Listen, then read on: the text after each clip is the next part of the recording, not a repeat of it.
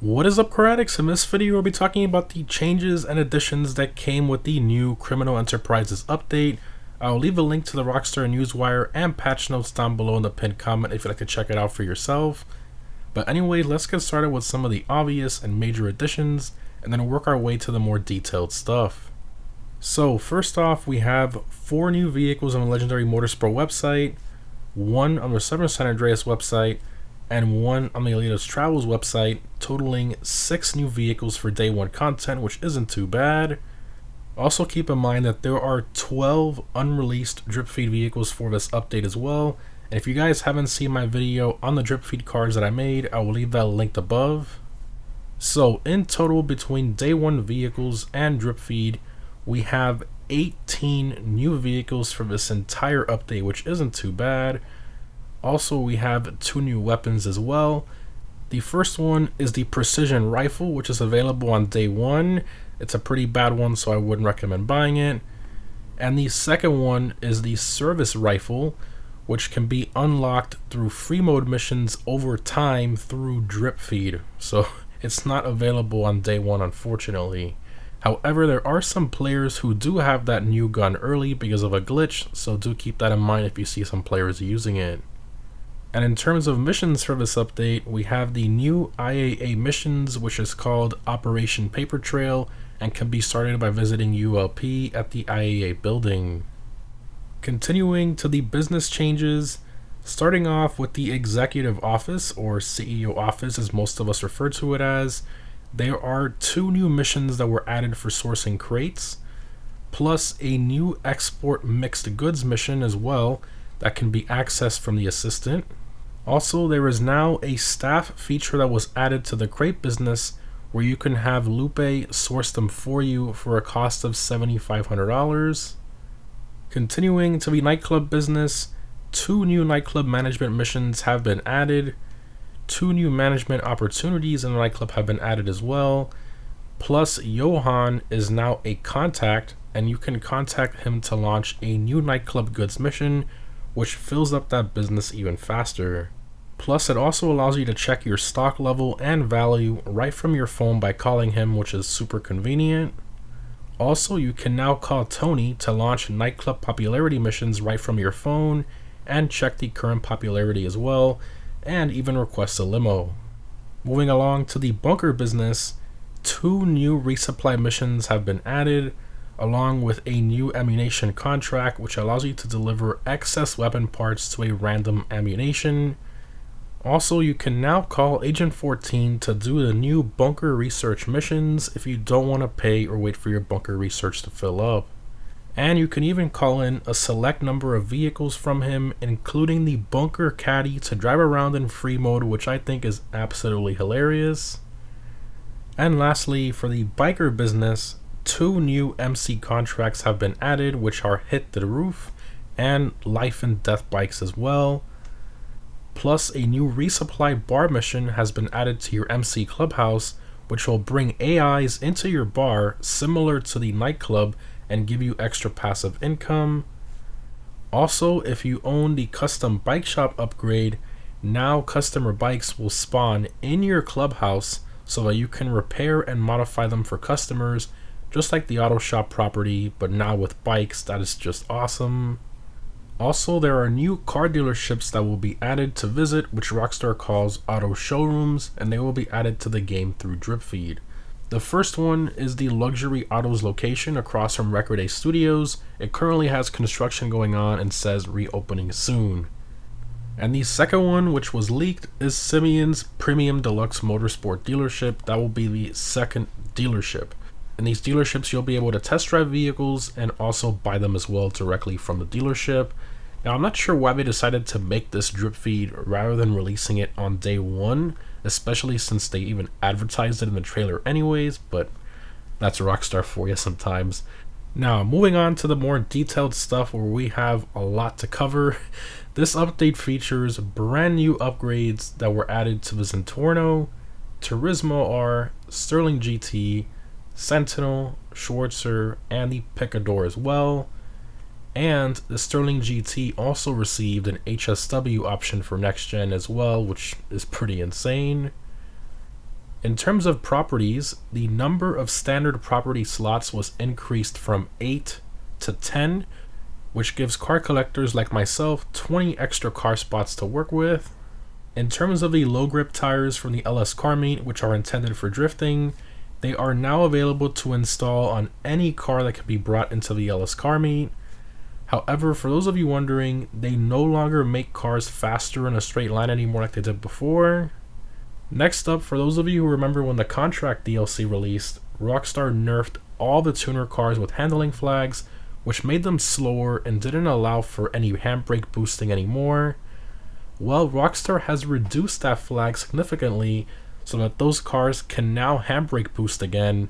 However, they didn't remove the nerf entirely, and the cars are still a bit slower compared to when they originally released, but definitely a lot faster than they were before this update. Now, personally, I would have preferred if they would have removed the flags completely, but I guess something is something. Now, if you're a bit confused or unsure about the whole handling flag concept, I will leave a link to Bruffy's video in the comment, which thoroughly covers all the information about the handling flags and vehicles that it affects. Also, older cars that were affected by the slow handling flags, like the Entity XXR, the Jester Classic, and the Dominator GTX, for example, have had those handling flags partially removed, which makes them a lot faster.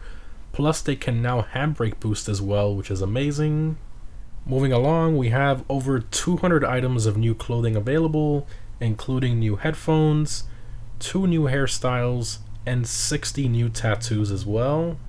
Next up, all business content including cell missions, the annoying business computers that were only locked to public sessions can now be accessed in private sessions, which is something the community has been asking for a very long time, so I'm glad Rockstar did that. However, if you still want to sell your business in a public session, the bonus for that has been increased as well. Continuing, as I'm sure most of you know, the Oppressor Mark II was indeed nerfed. I did make a detailed video covering all the changes if you haven't seen it already, which is linked above. Next up, you can now equip armor and eat snacks from the weapon wheel area, which is very convenient for combat. Continuing, KD ratio is no longer affected in free mode sessions. It is now only affected in competitive modes like deathmatches, for example, so hopefully a lot of the KD warriors out there griefing randoms in public sessions kind of hold off a bit. Moving along, for old gen, players can now join different types of sessions without having to go to story mode first. Now, this was already implemented for next gen, but Rockstar also gave the ability to old gen, so super convenient there. Next up, filters have been added to the vehicle websites to find cars more easily. Continuing, countermeasures for the Sparrow helicopter in your Kasaka can now be added. Moving along, there's now an all option in the ammo section of the interaction menu to buy all the ammo for all your weapons at once instead of having to do it one by one like before. Next up, you can now modify almost any personal vehicle in the back of the Avenger. Continuing, you can now jog inside the casino, music locker, and the nightclubs as well instead of being forced to walk around like before. This makes it a lot easier to get in and out of those buildings a bit quicker. Moving along, when you call a mechanic, cars now spawn in a lot faster, which is a nice change. Continuing, if you fail a mission and restart it, your snacks and armor will revert back to what you had when you originally started the mission, which is really nice to see. Next up, you can now hang up the phone on calls you were forced to listen to before, like the ones from English Dave, Miss Baker, etc.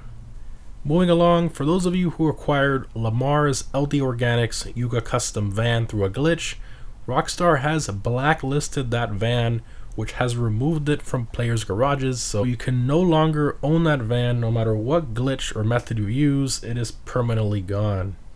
In terms of payout increases, all races and adversary mode payouts have been increased by 50%, and the bodyguard and MC salaries have doubled for friends who want to help you. Plus, they'll also receive an even larger salary if they help you with a cell mission. In terms of the payout increases for Heist, you can see a summary of the payout increases here when played in hard mode. And with this, all the Heist setups will pay 50% more as well, and the setup fees have been reduced on top of that. Also, all Heist finales now require a minimum 15% cut for teammates. In terms of nerfs, as I'm sure most of you already know, they have nerfed the Gallo Perico Heist by giving it a cooldown of about 2.5 hours if done solo. However, if you do it with a friend, the cooldown will only be 48 minutes. Also, after stealing a higher value primary target like the Pink Diamond for example, it will spawn lower value primary targets for the next 72 hours. However, the secondary targets will increase slightly in value during that time period to kind of help balance it out. Moving along, they've added some things to the race creator as well. So the fixture remover can now remove even more items like fire hydrants, benches, fences, bus stops, and more. And that is something I'm glad they added because before it was mainly limited to light posts. Continuing, they have added a ghost to first checkpoint, which allows players to start the race in non-contact until they hit the first checkpoint, which is going to be very helpful for those chaotic race starts. And there's also an anti-grief ghosting option, which will put players in non-contact who try to go backwards in a race. Plus, the sizes of checkpoints can now be adjusted in the creator. And for next-gen users, the limit for fixture removers has been increased from 40 to 100, and the checkpoint limit has been increased from 100 to 200, which is pretty insane. You can make some really long races now. And the maximum number of players allowed in transform races has been increased from 16 to 30.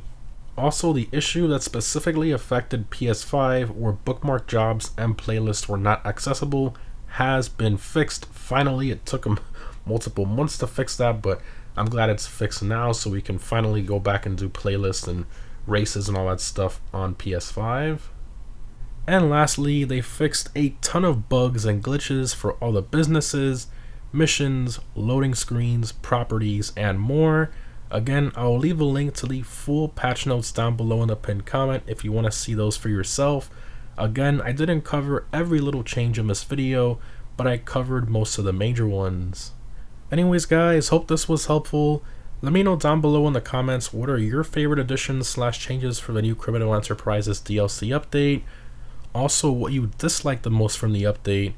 Overall, this is a pretty good update with a lot of great additions and changes that were definitely needed, especially to the businesses and of course the payout increases. But the amount of content they held back for Drip Feed, including not only the cars but the new dealerships as well, which were shown in the trailer and the newswire, I think that's a bit ridiculous when they kind of advertised all of that for the update to hold it back for a few months. But anyways guys, thanks for watching, and I'll see you in the next one.